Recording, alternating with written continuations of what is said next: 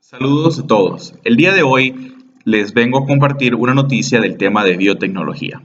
Y es que Paraguay preservó 500.000 hectáreas de tierra gracias a la mayor productividad de maíz transgénico.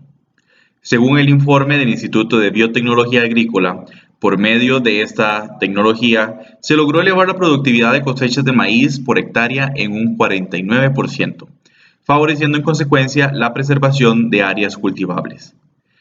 Situándonos dentro del contexto, para producir maíz convencional se debieron utilizar 1.5 millones de hectáreas para llegar al volumen de producción final de 4,46 millones de toneladas, según datos de la última temporada, sosteniendo una productividad de 2.975 kilos de maíz convencional. En cambio, gracias al uso de maíz transgénico, se logró una productividad de 4.434 kilos por hectárea, lo que significó una producción de 4,43 millones de toneladas en un millón de hectáreas. Esto se convierte en un gran logro para Paraguay, país que produce más de 4 millones de toneladas de maíz por año, y lo convierte entonces en el quinto mayor exportador y 23º productor más importante a nivel mundial. Para ampliar y dar más detalles acerca de esta noticia, estaremos conversando con dos personas, un estudiante de la Universidad Estatal a Distancia y un experto que compartirá con nosotros su opinión sobre ese tema de maíz transgénico.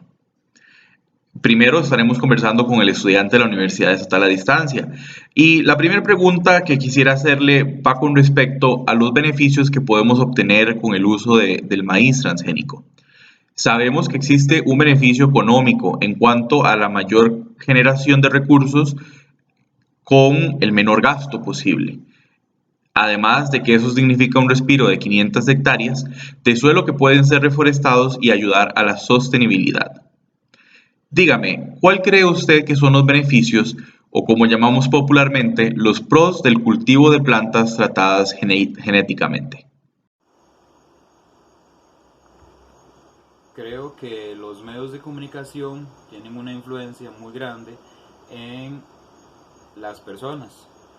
Eh, en este tema de los transgénicos se ha generado mucha revuelta alrededor de si son buenos, si son malos, si van a causar algún problema a la salud o al ambiente.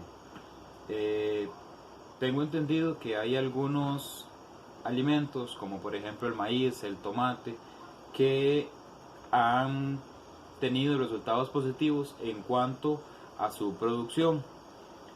Eh, Creo que un punto muy importante que tiene los alimentos transgénicos es que grandes instituciones como la OMS, la FAO y la OCDE han generado programas de seguridad para tratar estos alimentos. Por ejemplo, creo que han utilizado herramientas que le permiten a las personas decir, ok, esto es un producto que es muy similar al natural y por lo tanto no me va a causar daño.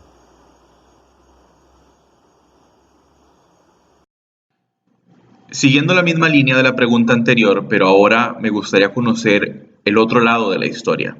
Es decir, esos puntos negativos que usted como estudiante cree que puede tener la utilización de plantas transgénicas.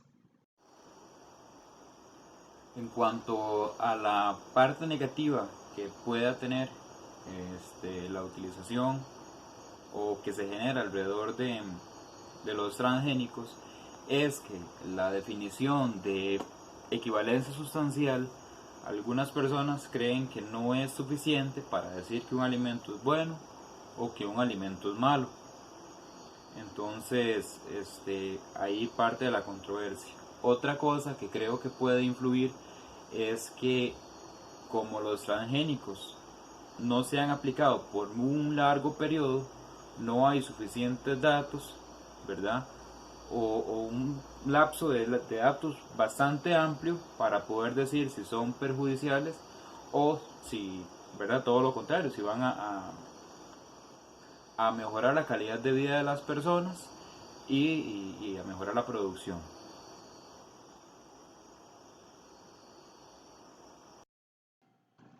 Como les mencionaba al inicio, con nosotros también tenemos hoy a un especialista, el cual nos explicará brevemente sobre este interesante tema. Estimado especialista, ¿nos podría explicar de una forma sencilla qué son las plantas tratadas genéticamente o en qué consisten? Claro, con gusto. Pero para conversar sobre el tema debemos definir dos conceptos importantes. El primero que es la biotecnología. La biotecnología consiste en la utilización de organismos vivos o de compuestos obtenidos de organismos vivos para obtener productos de valor para el hombre, como alimentos más saludables, mejores medicamentos, cultivos más productivos o inclusive tolerantes a herbicidas, bacterias o virus, entre otros. El otro concepto, el cual voy a tratar de resumirlo con palabras más sencillas, es el que realmente se basa la pregunta que me indicas, el cual es el organismo transgénico. Por lo cual me apoyo en un gran colega, compañero, Sata Torre 2005, que lo define como los organismos genéticamente modificados en los cuales su genoma fue alterado, habitualmente introduciendo uno o varios genes de otras especies para obtener una característica deseada para un fin determinado.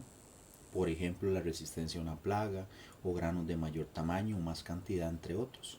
En el caso específico del maíz, para nadie es un secreto que ha sido de vital importancia para la alimentación de los habitantes de América Central.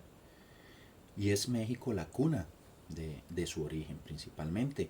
Y podríamos decir que es México el gran reservorio genético de la producción de organismos transgénicos. Continuando sobre este tema, ¿cuál y cómo es el método de ingeniería genética en el maíz y en forma general de la planta transgénica? Claro, es un poco eh, en palabras sencillas de explicar, pero voy a hacer lo más escueto posible. Bueno, para obtener una planta transgénica se lleva a cabo la introducción de genes a través de una bacteria del suelo, llamada Agrobacterium tumefaciens. En el proceso de infección, esta bacteria le transfiere a la planta un fragmento de su ADN que se integra en algún cromosoma de la célula vegetal. Por ingeniería genética o recombinación del ADN se puede insertar un gen de interés en este ADN para que también sea transferido a la célula vegetal e insertado en el genoma de la planta. Pero hay que hacer una salvedad. No todas las plantas se pueden modificar usando esta bacteria, Agrobacterium tumefaciens. Por ello se emplea el bombardeo de micropartículas donde se recubren de micropartículas de oro o tungsteno con, eh, con el cual son aceleradas en un cañón génico obteniendo la velocidad para poder penetrar la célula. Luego con marcadores de selección se les da a las plantas resistencia en sus células. Además, como nos menciona Naurs en 2006, él nos dice que las células transformadas se cultivan en el laboratorio usando hormonas vegetales y otros factores que permiten regenerar la planta completa. En el caso específico para la producción de una variedad de maíz que resista el ataque de insectos, el organismo dador es la bacteria del suelo denominada Bacillus thuringiensis BT, de la cual se extrae el gen que determina la síntesis de la proteína insecticida y el organismo receptor del gen es la planta del maíz. Si resumiéramos más o menos las etapas y las técnicas involucradas, podríamos decir que son 5. La primera, que sería corroborar que existe un gen codificante para una característica de interés, clonar el gen de interés, dar caracterización al gen de interés, modificar el gen de interés y por último la transformación. Una vez hecha la construcción genética con el gen y el promotor deseado, se elige el método de transformación más indicado para el organismo que se desea hacer como tal transgénico. Para ir cerrando este reportaje, quisiera agradecer a los compañeros que se han unido de forma remota y que nos han brindado su opinión el día de hoy sobre este tema de plantas transgénicas. También quisiera, a modo de conclusión, retomar algunos temas o ideas que se han dicho el día de hoy. Y la primera de ellas tiene que ver con el uso del suelo y la reducción de áreas cultivables por medio de las plantas transgénicas, que nos ayudan a liberar este espacio y traer mayor sostenibilidad a las áreas agrícolas. Además, una vez que los científicos, como hemos dicho, identifican el ADN y los genes y la información interna, Comienzan a buscar la forma de aislarlos, analizarlos, modificarlos y de transferirlos de un organismo a otro para transmitir nuevas y mejores características, lo que en esencia se convierte el fundamento para estas prácticas biotecnológicas agrícolas.